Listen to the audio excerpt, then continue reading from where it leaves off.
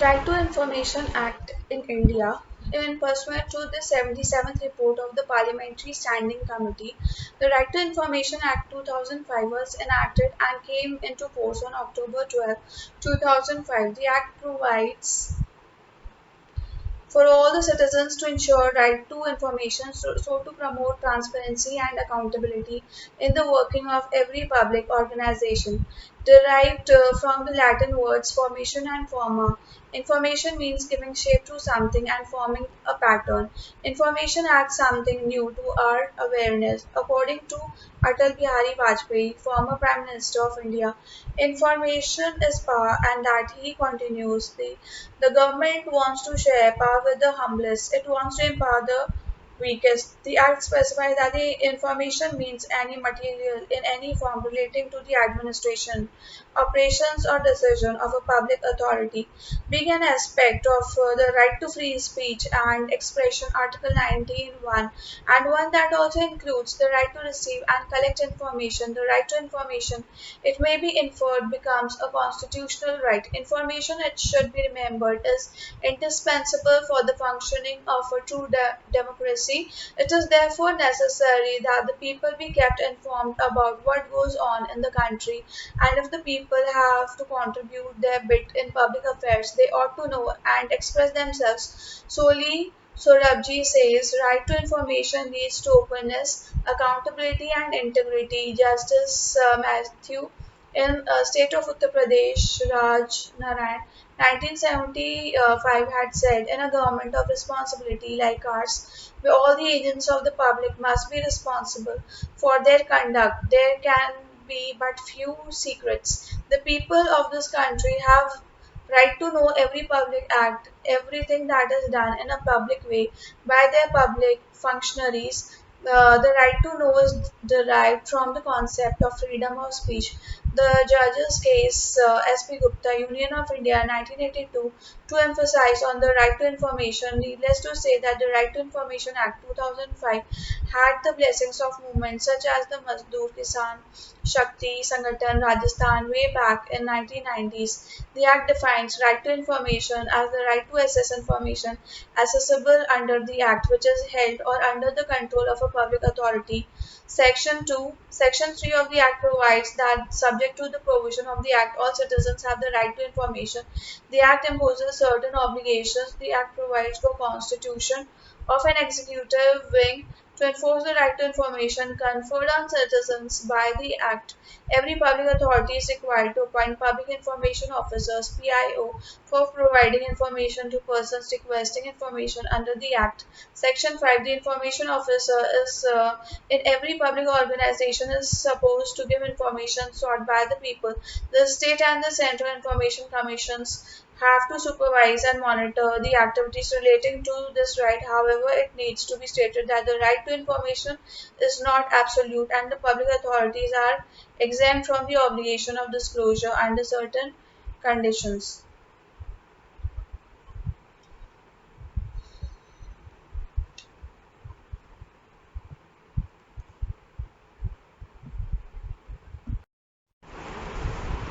Rights ignored or abused. Our discussion on rights issues would not be complete if we do not take into account the issues which relate to the malfunctioning of the authorities who are supposed to protect our already specified rights. Some of the abused and misused rights may briefly be stated. The human rights situation in India has not been encouraging. The Human Rights Watch stated in 2010 that India had significant human rights problems, identifying lack of accountability while including police brutality, extrajudicial killing, and torture.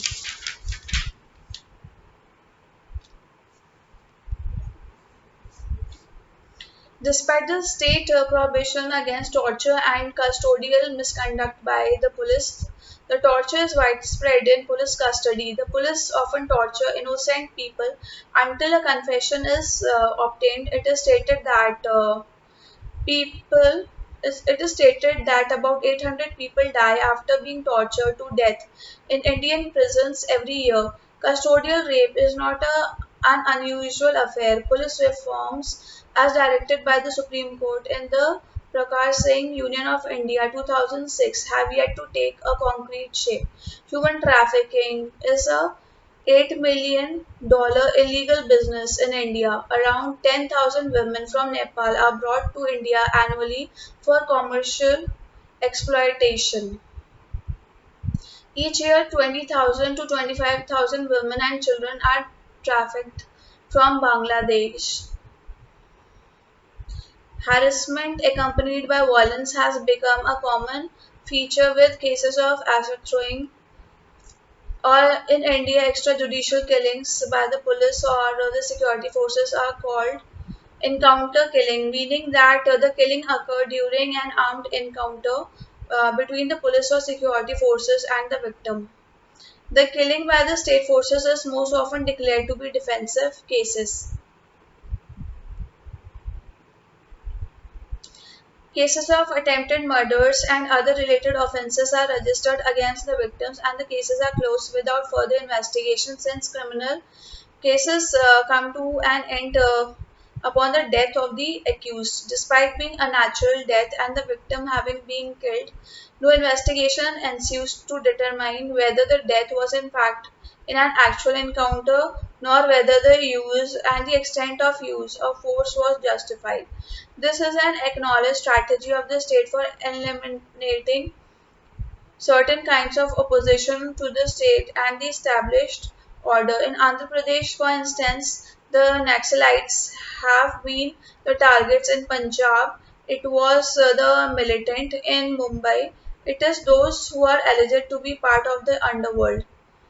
The civil liberties groups, journalists, lawyers they are consistently challenging all this over the past 2 decades. The burning of Roop Kaur on the pyre of her husband in Rajasthan in 1986 has reintroduced sati. Questions of custom and communal pride have been raised. State action has been still an issue. In 1987, the act was enacted and sati was made an offence, and the death penalty was introduced as an alternative sentence. The glorification of sati, where a temple is constructed and a dead woman worshipped, bringing in money to the family, has also been made punishable.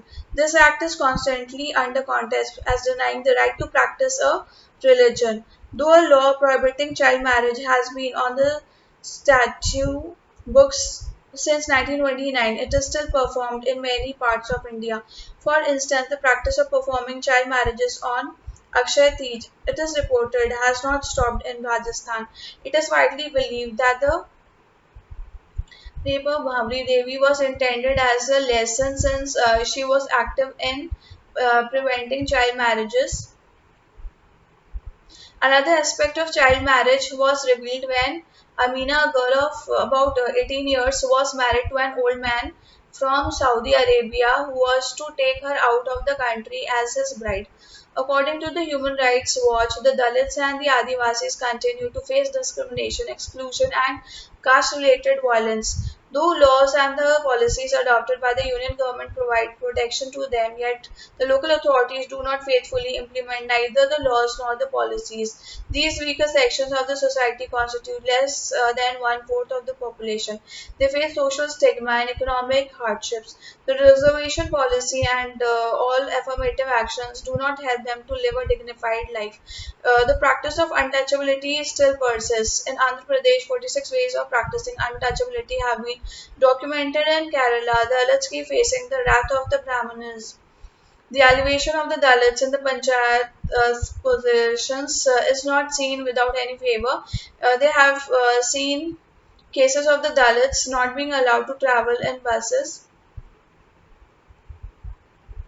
while the cases of their being hacked on the highways to death have been reported in the newspaper in numerous parts of the country.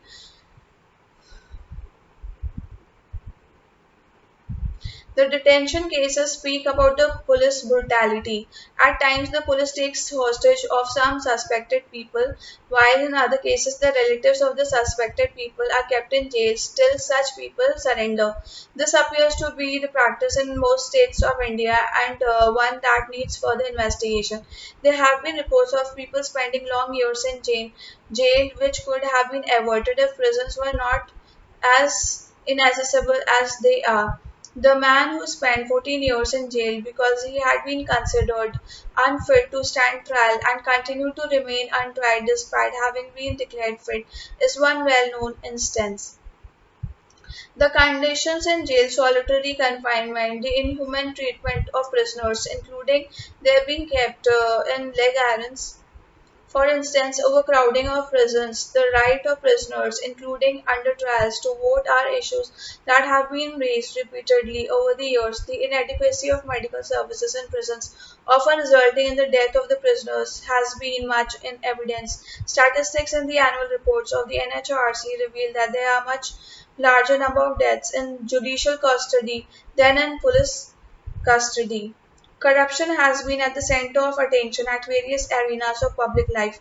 The Bofors gun deal, the Enron issue are examples of corruption. To name a few among numerous, the allotment of petrol pumps and gas retail outlets and allotment of commercial plots and the recent telecommunication issues as well as those related to Commonwealth Games in 2010 are other such examples. The Vora Committee report 1997 has confirmed what is otherwise known to be a common fact. Street children have their peculiar vulnerability in Bangalore.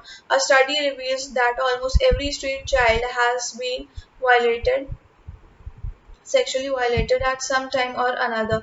They are also especially susceptible to drugs. Street children, however, take care of themselves and often of each other. Women and bad profession have faced the possibility of their children being forcibly separated from them following an order of the Supreme Court in Gaurav Jain Union of India 1990. A raid conducted by Delhi police in 1990, a year after the Gaurav Jain order, in which 112 children were picked up from the GB Road area, was an indication of what such a power of the police could mean to these women and their children. The above references make it clear that all is not well in polity and society at the front of the prosecution of holders' rights. Those who have been in power, they socially and economically misuse it and abuse it, and result is that those who are weak, they only suffer.